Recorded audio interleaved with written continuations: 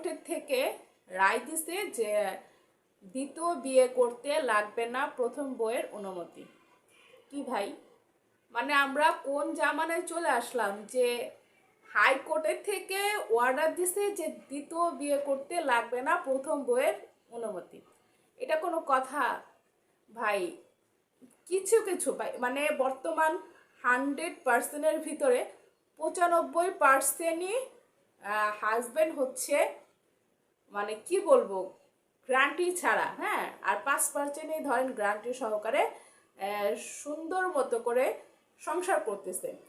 ভাই আমাদের আশেপাশেই তো আমরা অনেক দেখতেছি যে সাংসারিক ছেলে খুবই কম।